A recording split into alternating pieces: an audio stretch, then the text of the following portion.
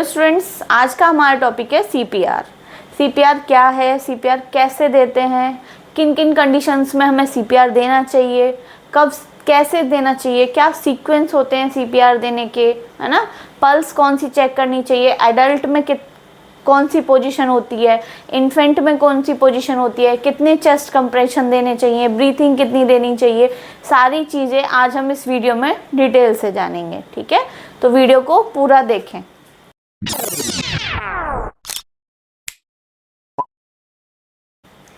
CPR की सबसे पहले हम फुल फॉर्म देखेंगे। फुल फॉर्म क्या है? Cardio pulmonary resuscitation. इसका क्या मतलब है? कार्डियो का मतलब होता है मेडिकल टर्म्स में हार्ट, ठीक है, और पल्मोनरी का मतलब हो गया लंग्स। रिससिटेशन का मतलब हो गया पुनर्जीवित, ठीक है। मतलब हम क्या कर रहे हैं, एक ये प्रोसीजर है जिस प्रोसीजर के माध्यम से हम पर्सन के क्या कर रहे हैं, उसकी जान बचा रहे हैं, ठीक है। उसका जो ब्रीथिंग और जो सर्कुलेशन है, ठीक है, उसको क्या कर रहे हैं, चालू कर रहे हैं, एक तरीके से उसको पुनर्जीवित कर रहे हैं, ठीक है। तो सीपीआर को हम उसको क्या बोलते हैं, बीएलएस, बेसिक लाइफ सपोर्ट के नाम से भी हम जानते हैं। सीपीआर क्या है? एक इमरजेंसी लाइफ सेविंग प्रोसीजर है, ठीक है।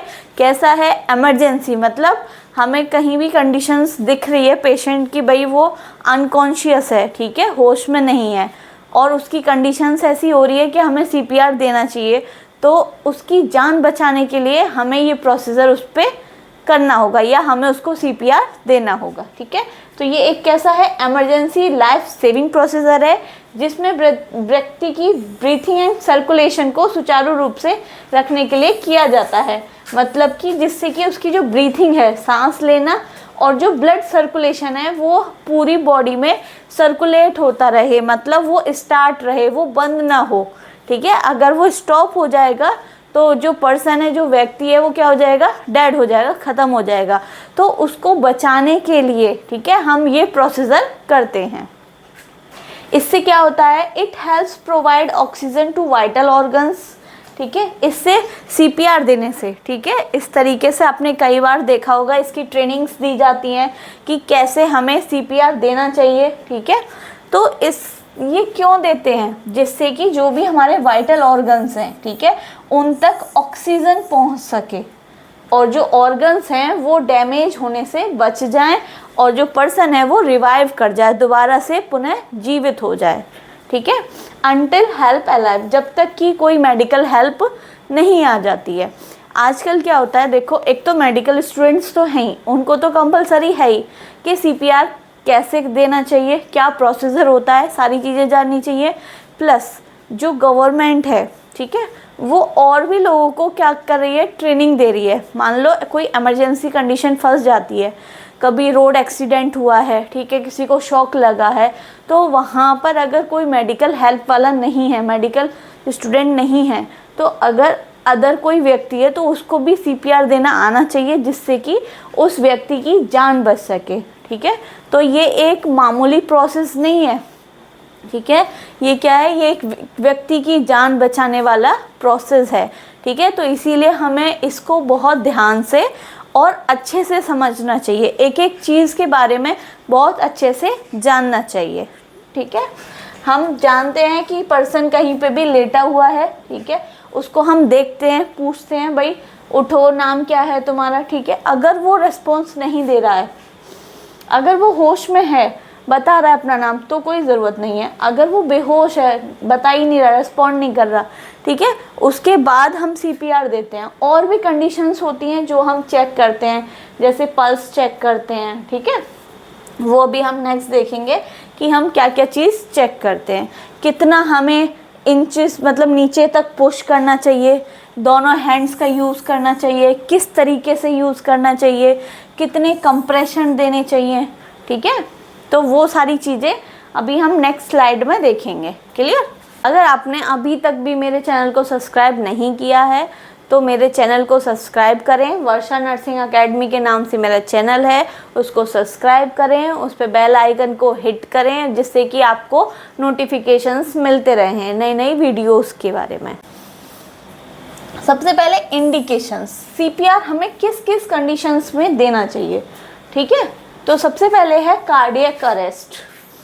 हार्ट से रिलेटेड हार्ट ब्लॉक हो गया, ठीक है, कार्डियक अरेस्ट आ गया या टैकीकार्डिया हो गया, ठीक है, मतलब हार्ट जो है एकदम से बहुत ज़्यादा उसके हार्ट बीट तेज हो गई है, या वेंट्रिकुलर फिब्रिलेशन हो गया, ठीक है, वेंट्रिकुलर टैकीकार्डिया हो गया, एसिस्टोल हो गया, ये सारे हार्ट की कंडीशंस हैं।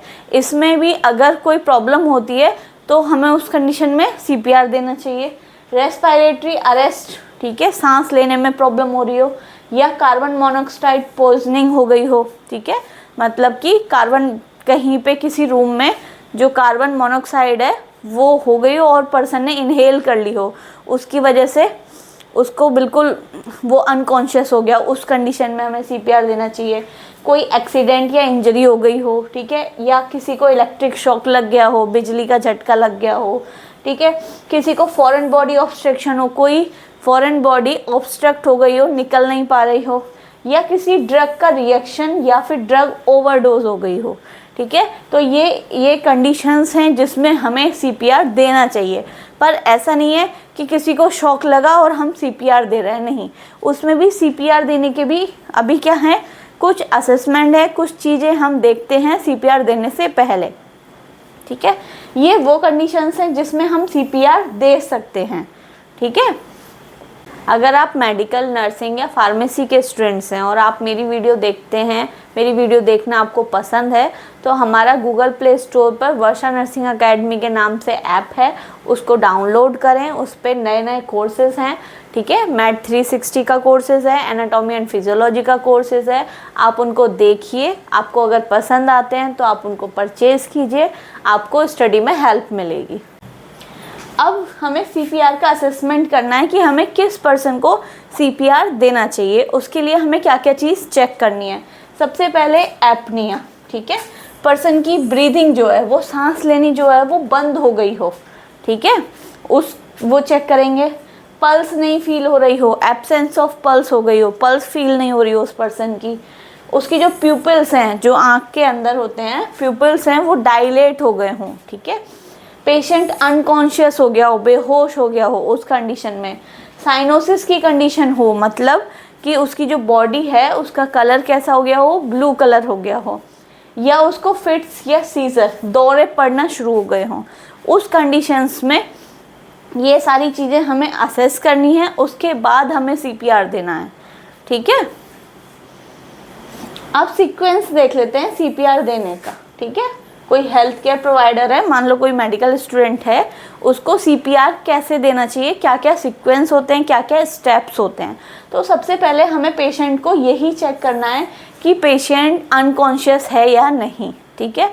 अगर पेशेंट्स अनकॉन्शियस है, मतलब कि बेहोश है, तो ही हमें उसे CPR देना चाहिए। अगर पेशेंट कहीं लेटा हुआ है, हमने उसको जगाया कि भैया तुम्हारा क्या नाम है, पूछा क्या है, अगर वो रेस्पॉन्ड कर रहा है, वो आवाज़ दे रहा है, बता रहा है, तो उसमें CPR देने की ज़रूरत नहीं है। तो सबसे पहला पॉइंट होता है कि अगर जो पेशेंट है, जो पर्सन है, वो अनकॉन्शियस हो, मतलब बेहोशी की हालत में हो, ठीक है, तो हमें उसे CPR देना चाहिए।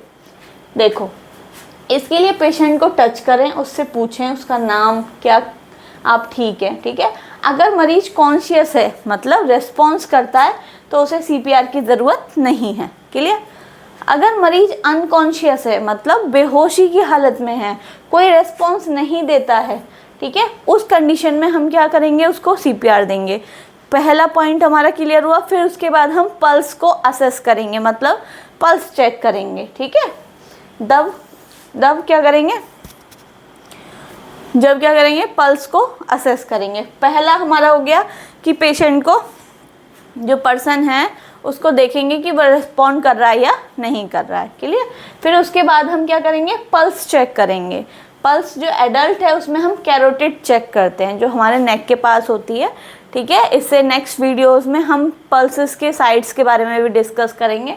तो जो कैरोटिड पल्स होती है उसमें एडल्ट में हमें चेक करना है, ठीक है। असेस पल्स कितनी देर के लिए, 5 से 10 सेकंड के लिए हमें उस पर्सन की पल्स असेस करनी है। पेशेंट की पल्स को 5 से 10 सेकंड तक असेस करें, महसूस करें। अगर पल्स महसूस हो रही है तो CPR की ज़रूरत नहीं है। अगर हमें पल्स फील हो रही है पेशेंट की, ठीक है, तो CPR की ज़रूरत नहीं है। अगर पल्स एब्सेंट है, हमें फील नहीं हो रही है, तो फिर क्या करना चाहिए, तो हमें फिर चेस्ट कंप्रेशन स्टार्ट कर देनी चाहिए। ठीक है, स्टेप बाय स्टेप चल रहे हैं।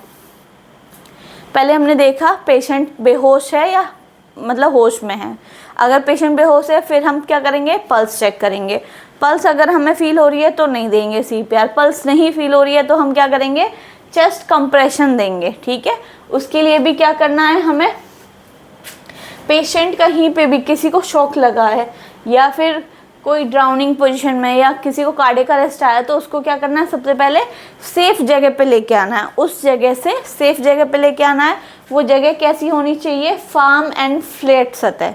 ठीक है, मतलब थोड़ी सी पुख्ता, और सतह बिल्कुल कैसी होनी चाहिए, फ्लैट होनी चाहिए। ठीक है, उस पे पेशेंट को उसको किस पे लिटाना है, सुपाइन पोजीशन में, मतलब सीधे लिटा देना है। ठीक है, चेस्ट कंप्रेशन देने से पहले व्यक्ति को खतरे वाली जगह से दूर ले जाएं। क्लियर, कहाँ जहाँ भी वो कंडीशन हुई है उससे अलग ले जाएं और सेफ जगह ले जाएं। और जगह कैसी होनी चाहिए, फार्म और फ्लैट होनी चाहिए। क्लियर, उसके बाद ही हमें चेस्ट कंप्रेशन देने हैं पेशेंट को। अब देखिए CPR, इसकी क्या है, कैटेगरीज हैं। हमें सारी चीज़ें इस चार्ट के थ्रू आपको क्लियर समझ में आ जाएगी।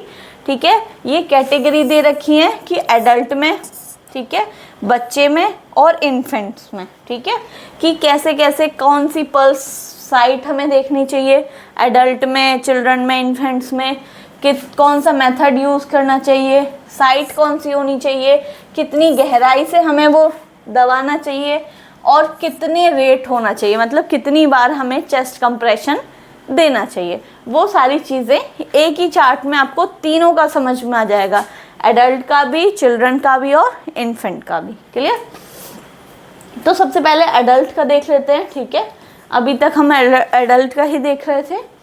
तो सबसे पहले पल्स चेक करेंगे। ठीक है, पहले हमने पेशेंट को देख लिया कि भाई रेस्पॉन्स कर रहा है या नहीं कर रहा रेस्पॉन्स, पल्स चेक करी। पल्स कौन सी चेक करेंगे, कैरोटिड पल्स। ठीक है, जो नेक के पास होती है। और जो एडल्ट है, ठीक है, उसमें क्या करेंगे, दोनों हैंड्स का यूज़ करेंगे। देखो इस तरीके से, ये एडल्ट है, इसमें क्या कर रहे हैं, ये हेल्थ केयर जो वर्कर्स हैं क्या कर रहे हैं, दोनों हैंड्स का यूज़ कर रहे हैं। ठीक है, तो एडल्ट में CPR देते समय दोनों हैंड्स का यूज़ करना चाहिए। पोजीशन क्या होनी चाहिए, lower half of the sternum between the nipples of the centre of the heart, दोनों निपल्स के बीच में। और स्टर्नम वाली जो ये है, ठीक है, ये लोअर स्टर्नम। ठीक है, देखो lower half of the sternum, sternum क्या है, जो ब्रेस्ट बोन होती है। ठीक है, ये ब्रेस्ट बोन होती है, ये इसका लोअर हाफ यहाँ पर बिटवीन द निपल्स, निपल्स के बीच में और हार्ट के सेंटर पे। क्लियर, इसकी पोजीशन है। कितनी डेप्थ होनी चाहिए, कितनी मतलब हमें दबाना चाहिए, 2 इंचेस। ठीक है, कितना, 2 इंचेस। और कंप्रेशन रेट कितना चाहिए, होना चाहिए 100 पर मिनट। क्लियर, एडल्ट में समझ में आया आपको। हमें सबसे पहले कौन सी पल्स चेक करनी चाहिए, कैरोटिड पल्स चेक करनी चाहिए। ठीक है, दोनों हाथ का हमें यूज़ करना है। पोजीशन क्या है, लोअर स्टर्नम क्या, ठीक है, बिटवीन द निपल्स, वहाँ पर हमें प्रेस करना है। कितना, 2 इंचेस तक हम प्रेस कर सकते हैं। कितने कंप्रेशन देने हैं, 100 पर मिनट देने हैं। क्लियर, ये है एडल्ट का। अब अगर चिल्ड्रन है, मान लो उसकी एज, ठीक है, चिल्ड्रन है, तो उसकी जो साइट होगी वो चेक करने की कौन सी होगी, फीमोरल होगी। इसमें हम एक या दोनों हाथ का यूज़ कर सकते हैं। ठीक है, इसमें भी सेम एडल्ट की तरह ही पोजीशन होगी, लोअर स्टर्नम। ठीक है, और कितना दबा सकते हैं, 2 इंचेस तक हमें उसको दबाना है। कितना, 100 पर मिनट ही उसको चेस्ट कंप्रेशन देना है। इन्फेंट्स में थोड़ा सा डिफरेंस है। ठीक है, इन्फेंट में चेक कहाँ करेंगे, सबसे पहले पल्स चेक करेंगे उसकी, कौन सी, ब्रैकियल या फिर फीमोरल। क्लियर, अब इसमें बच्चे को कैसे देंगे, या तो 2 फिंगर्स का यूज़ करेंगे या 2 थंब का। देखो ये 2 फिंगर्स का यूज़ कर रहे हैं। ठीक है, या तो 2 फिंगर्स का यूज़ करेंगे या फिर 2 थंब का। ठीक है, इस तरीके से बच्चे में जो देंगे, इन्फेंट में। क्लियर, कहाँ पर देंगे, just below the nipple line. इसमें हम क्या कर रहे थे, एडल्ट में between the nipple line, nipple line के बीच में दे रहे थे। इसमें क्या करेंगे, ये निप्पल लाइन है इससे नीचे देंगे, बिलो द निप्पल लाइन बच्चे में। क्लियर? कितना? 1.5 इंचेस। ठीक है, और कितना रेट सेम रहेगा 100 पर मिनट कंप्रेशन रेट। क्लियर? समझ में आया? बच्चों में, एडल्ट में कैसे, चिल्ड्रन में कैसे देना है और इन्फेंट में कैसे देना है। क्लियर? अब आ जाते हैं हैंड्स पोजीशन। वही अभी बताया जो एडल्ट में कि हाथ की पोजीशन कैसी रहनी चाहिए। हैंड्स को चेस्ट के सेंटर में रखें। ठीक है, चेस्ट है, चेस्ट के सेंटर में रखें। Lower half of the breast bone या स्टर्नम पर रखें। ठीक है, ये क्या है? स्टर्नम है, ये इसका लोअर हाफ। ठीक है, यहाँ पर हाथ रखना है अपने। दूसरा हाथ पहले हाथ के ऊपर रखें, जैसे कि ये इमेज में आपको दिख रहा है कि एक हाथ के ऊपर एक हाथ रख रखा है। ठीक है, हाथ को ब्रेस्ट बोन के सबसे निचले हिस्से पर नहीं रखना है। सबसे ऐसा नहीं कि बिल्कुल लोअर पे जा रहे हो, ठीक है, उस पर ही तुम प्रेशर लगा रहे, नहीं, लोअर स्टर्नम के बिल्कुल किस पे, लोअर हाफ ऑफ द, ठीक है, नीचे है पर लेकिन हाफ पोर्शन पे रखना है। ये पोजीशन बोथ ले पर्सन और हेल्थ केयर प्रोवाइड दोनों पर लागू होती है। ठीक है, अब मान लीजिए अगर कोई इतना उसको प्रोसेस नहीं पता है, कोई मेडिकल फील्ड से नहीं है, ठीक है, वो क्या कर सकता है, वो हो सकता है यहाँ प्रेस करने लग जाए, वो इधर प्रेस करने लग जाए। ठीक है, उसको अगर पोजीशन ही नहीं पता होगी तो क्या हो सकता है, रिब्स फ्रैक्चर हो सकते हैं, लंग्स को भी डैमेज हो सकता है, एब्डोमेन में भी चोट लग सकती है। तो बहुत सारे कॉम्प्लिकेशंस भी आ सकते हैं कि अगर कोई जो नहीं जानता है और वो इस प्रोसीजर को करे तो। बच्चों का इसीलिए पढ़ना ज़रूरी है, थियोरेटिकल भी और प्रैक्टिकली भी। अब है कंप्रेशन एंड वेंटिलेशन रेशो। ठीक है, इसमें क्या है, जो हम चेस्ट कंप्रेशन दे रहे हैं उसके साथ साथ हमें क्या करना है, उसको ब्रीथिंग भी देनी है। ठीक है, ब्रीथिंग मतलब सांस भी देनी है। अब इसमें कंडीशंस एक वो आ जाती है कि हमारे पास रेस्क्यूअर कितने हैं, मतलब हमारे पास पर्सन कितने हैं, बचाने वाले कितने हैं। अगर हमारे पास एक ही पर्सन है, ठीक है, एट द टाइम कंडीशन पे एक ही है तो क्या रेट होगा, और अगर दो हैं रेस्क्यूअर, दो बचाने वाले हैं तो क्या रेट रहेगा। ठीक है, तो एडल्ट सेम वही कैटेगरी, एडल्ट में क्या रहेगा, चिल्ड्रन में और इन्फेंट में। तो एडल्ट में 30:2 रहेगा, मतलब 30 हमारे क्या रहेंगे, चेस्ट कंप्रेशन, उसके बाद 2 क्या देनी है हमें, ब्रीथ। ठीक है, सेम इसी तरीके से अगर 2 रेस्क्यूअर है सेम वही करना है, 30 हमें चेस्ट कंप्रेशन देने हैं और 2 उसको ब्रीथ देनी है। क्लियर? चिल्ड्रन में क्या करना है, सेम 30:2, 30 हमें चेस्ट कंप्रेशन देने हैं और 2 ब्रीथ देनी है। ठीक है, और अगर 2 रेस्क्यूअर हैं, 2 बचाने वाले हैं तो 15:2 हो गया, मतलब 15 चेस्ट कंप्रेशन और 2 हमारे क्या हो गए, ब्रीथिंग हो गई। क्लियर? इन्फेंट में क्या होगा, 30:2, अगर एक है तो 30 चेस्ट कंप्रेशन देने हैं, 2 ब्रीथिंग देनी है, और अगर 2 हैं तो 15 चेस्ट कंप्रेशन देने हैं। ठीक है, उसमें बच्चे में थंब से या 2 फिंगर से और 2 ब्रीथिंग देनी है। क्लियर? ओपन एयरवे, जो एयरवे है उसको ओपन करने के लिए हमारे पास 2 मेथड्स हैं। ठीक है, फर्स्ट है हमारा हेड टिल्ट चिन लिफ्ट मेथड। ठीक है, मतलब हमारा जो एयरवे है वो ब्लॉक्ड है, तो अगर हमें ओपन करना है एयरवे तो हमें पोजीशंस ऐसी बनानी होंगी जिससे कि जो एयरवे है वो हमारा क्लियर रहे। ठीक है, कोई ऑब्स्ट्रक्शन ना आए, कोई रुकावट ना आए।